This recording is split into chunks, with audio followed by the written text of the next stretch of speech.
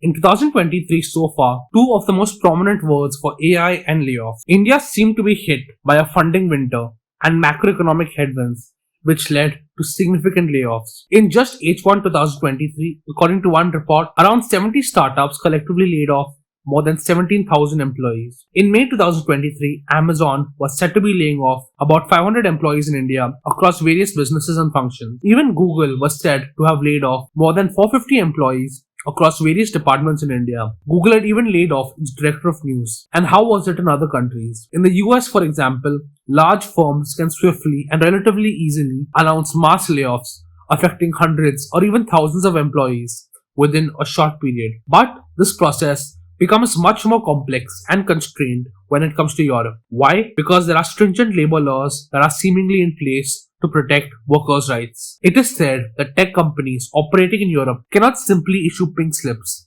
without engaging in discussions with employee interest groups. These groups are said to play a vital role in the decision-making process. They serve as intermediaries between the company's management and its work. The mandatory consultation process is said to be lengthy and convoluted, involving data collection, extended negotiations, and even the possibility of appeals. As a result, thousands of tech employees across Europe seem to find themselves in a state of uncertainty. They do not know whether they would retain their jobs, as their employment could be hanging in the balance during protracted negotiations. France and Germany are said to be amongst the largest and most influential countries in the European Union. They are said to have some of the strictest labor laws in the region. This has proven to be a significant challenge for big tech companies like Google and Amazon, which are navigating these legal complexities as they attempt to streamline their workforces. What's going on in France? Alphabet is Google's parent company. It has extended offers to employees, encouraging them to resign voluntarily. These offers include seemingly attractive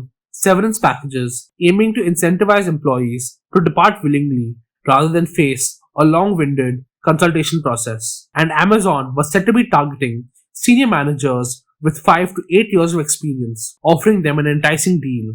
Resign now and receive up to a year's worth of salary upfront. And departing employees would be granted leave to allow their shares to vest and be paid out as bonuses. What about Germany? Amazon was said to be letting go of employees during the probationary periods, while also providing them with the option to resign voluntarily. This was said to be a way to align with legal requirements in Germany. Google was said to be reducing its workforce in the UK by 500 employees out of 8,000. It seemed like the number of departures was non-negotiable, and discussions focused on remuneration packages for departing employees. So, the US could allow companies to quickly reduce costs and restructure. European labor laws, on the other hand, seem to have prolonged and intricate negotiations, often leaving workers in a state of limbo. And in India, Union Labour Minister Bhupendra Yadav said that firms with more than 100 employees have to seek the permission of the authorities before conducting mass layoffs. So, it seems that tech companies and startups were facing broader economic challenges, grappling with rising costs. Would 2024 be a more optimistic year?